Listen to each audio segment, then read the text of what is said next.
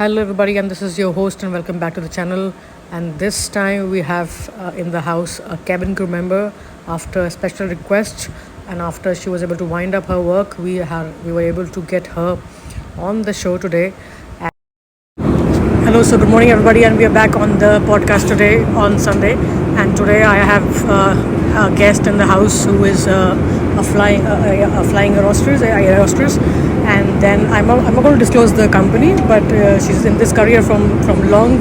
So we'll have a few words from her about the career, about the journey, how she likes flying so far, and maybe a sort of motivation for you guys to follow the same career as a part of your future. So next on the talk is, can you please tell us about yourself? Hello everybody, I'm Tina and I'm currently working as a cabin crew. I've been doing this for 1 year plus almost, and I'm very happy to be here. All right, so the first question that I want to ask basically is what actually made you think, or maybe choose this profession as a part of your career in the long run? What made me choose this career was first because I love airplanes, aircraft, being in airports.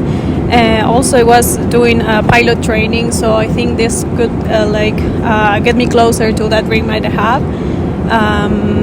As well, this job will allow you to travel the world, get to know a lot of different peoples from different cultures. Will open your mind in a huge way, and also living abroad from home, and it's a lot of, what can I say, makes you grow a lot, which I wouldn't have the same experience in my country. So yeah, that's mostly. All right, so next, the curious question that I have is, how many countries have you seen so far? Now this is another country that I'm visiting, so I think almost 40, and cities is, I'm not sure about how many cities, but sometimes in one country you have 3 cities, 4 cities that we go to, but almost 40 countries. And before this job, I only only for 2 countries. So wow, that's a long list, and I guess that's one of the USP of flying. Okay, so the next question that I want to have from you is that how do you use this as a USP and try to convince people to be in this line? So what made you choose this one? What is the pros and cons, and then why somebody should choose after graduation being a flying air hostess?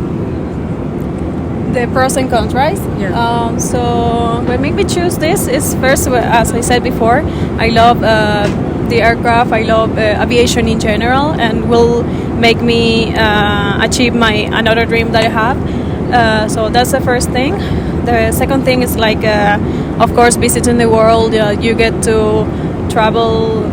For example, this month I've been more than 5 countries, I think, and every day is different. You don't get to have the same day every day. You get to have new colleagues in every flight, so you meet new people constantly, new customers.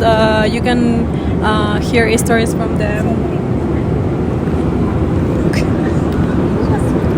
Sorry, you get to have different colleagues from all over the world, different nationalities. So you learn a lot from them, from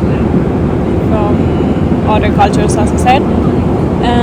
Some cons that because for sure there is a cons with all these rewards that you have with the job. For me personally, is the sleep, because sometimes you have the night flights.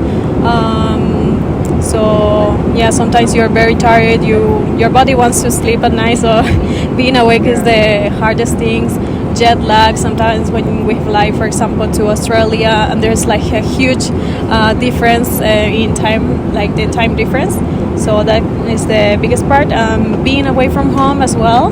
I'm so far from my family, so I only got to go maybe once a year. So that's maybe the difficult part, but I try to be as grateful as possible for this job, because if it wouldn't for this, I wouldn't be able to enjoy as many things I currently have. So that's it.